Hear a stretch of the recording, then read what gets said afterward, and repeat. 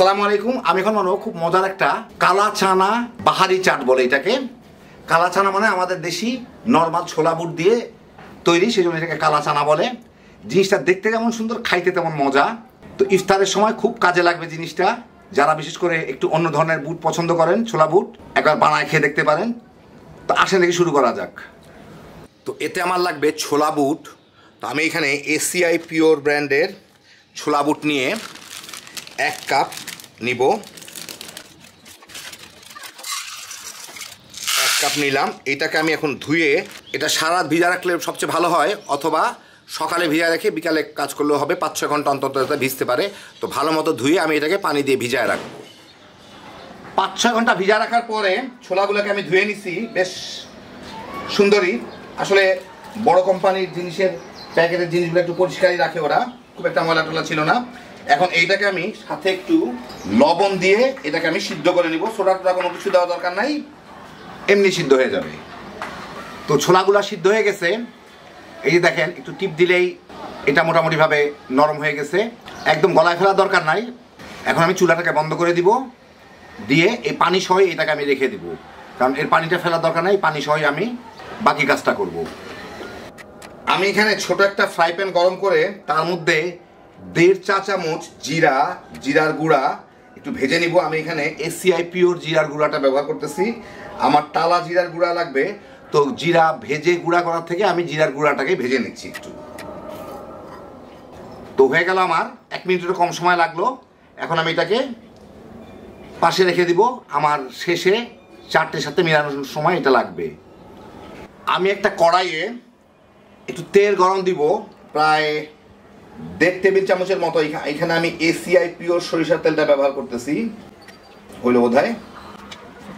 এখন এর মধ্যে আমি ফোড়ন দিব 2টা তেজপাতা, 8-10টা গোলমরিচ, 7-8টা লবঙ্গ আর 3টা এলাচি আমি একটু ভেঙে নিছি।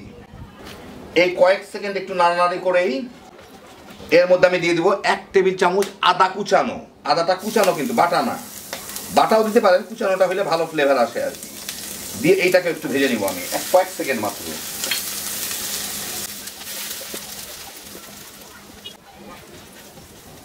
আদাটা একটু ভাজা ভাজা হয়ে ভালো একটা সুন্দর ফ্লেভার বের হলেই এর মধ্যে আমি দিচ্ছি, আমি এখানে এসিআই পিওর মরিচের গুঁড়াটা ব্যবহার করতেছি। এখান থেকে মরিচের গুঁড়া দিব প্রায় স্বাদ মতো, 2 চা চামচের মতো দিলাম। অল্প একটু রং হলেই হবে। আমি এখানে এসিআই পিওর হলুদের গুঁড়া ব্যবহার করতেছি, ওটা দিব আধা চা চামচের মতো।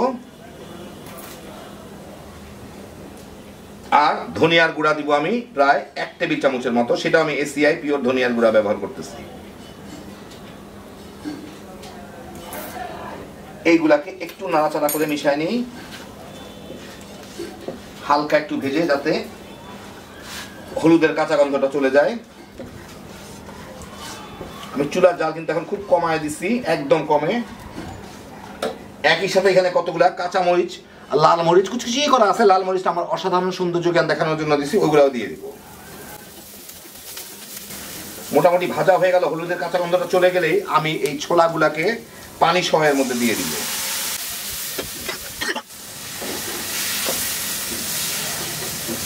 দিয়ে এখন এর সাথে আমি একটু ভুনে নিব। ছোলাগুলো আমি লবণ দিয়ে সিদ্ধ করতে দিছিলাম, তবুও একটু লবণটা দেখে নিই। লবণ কম আছে, পরিমাণ মতো লবণও দিয়ে দিলাম। এখন এটাকে আমি একটু ভুনে নিব। 5-6 মিনিট ভুনেই পানিটা শুকায় গেলে, একদম কিন্তু শুকনা করবো না, একটু ভিজা ভিজা থাকলে ভালো। আমি চুলার জালটা বন্ধ করে দিই। এখন এটাকে আমি একটু ঠান্ডা করে তারপর মিশাবো। বেশি গরম গরম মিশালে সাথে যে সবজি টবজিগুলো দিব সেগুলা সিদ্ধ হয়ে যাবে। আর এই তেজপাতাগুলোকে আমি ফেলে দিব। কিছুটা ঠান্ডা হওয়ার পরে এখনো কিছু গরম আছে, কুসুম কুসুম গরম নিয়ে নিছি আমি। এখন এর মধ্যে আমি কতগুলো আলু এইভাবে চারকোনা করে কেটে সিদ্ধ করে রাখা, ওগুলা দিয়ে দিব। যার যার স্বাদ মতো দিয়ে দিবেন। একটু শসা কুচি করে রাখা, মানে চারকোনা করে রাখা। একটু টমেটো ঠিক একইভাবে ডাইস করে রাখা। কেউ চাইলে দিতে পারেন একটু কাঁচামরিচ কুচিও দিতে পারেন, যদি এটা অনেক ঝাল হয়ে গেছে। তারপর আমি একটু দিলাম দেখানোর জন্য। 1 চা চামচ চটপটির মশলা, চাট মশলা থাকলে দিতে পারেন, আমি চটপটির মশলা দিয়ে সেরে দিলাম। যে জিরার গুঁড়াটা ভেজে রাখলাম সেই জিরার গুঁড়াটার থেকে 1 চা চামচ দিয়ে দিব। একটু পেঁয়াজ এরকম কুচি কুচি করে রাখা স্বাদ মতো দিলাম, ধনিয়া পাতার কুচি। আর একটা জিনিস দিতেই হবে, ওইটা না দিলে অসম্পূর্ণ হয়ে যাবে, সেটা হচ্ছে একটু বিট লবণ, সাথে প্রায় 1 টেবিল চামচের মতো লেবুর রস। তো আমি লেবুর মানে যখন কম দাম হয় কিনে বোতলে ভরে রাখি রসগুলা, তো আমি এই বোতল থেকেই দিলাম, প্রায় 1 টেবিল চামচের একটু বেশি দিলাম। এখন এইগুলাকে ভালো মতো মিলাই দিতে হবে। আরেকটা জিনিস অপশনাল কিন্তু দিলে ভালো, সেটা হচ্ছে দেখতে শুনতে ভালো লাগে, এটা হচ্ছে ডালিমের দানা। ওগুলো এখন দিয়ে দিব, একটু অন্য ধরনের টেস্টটা বাড়ায় আর কি। তো মিশাই নিলাম, হয়ে গেল আমার দারুণ মজার বাহারি কালা চানা। এখন আপনাদের আমি একটা প্লেটে উঠে দেখাচ্ছি। তো এই দেখেন হয়ে গেল আমার দারুণ মজার বাহারি কালা চানা। যারা বুট খাইতে পছন্দ করেন, বিশেষ করে রমজান মাসে তো আমরা ছোলা বুট খাবই, একবার এইভাবে বানায় দেখেন, জিনিসটা আসলে অনেক টেস্টি। শুধুমাত্র বুট সিদ্ধ কিংবা বুট ভাজা কিংবা বুট ভুনা খাওয়ার থেকে এইটা একবার ট্রাই করলেই বুঝে যাবেন।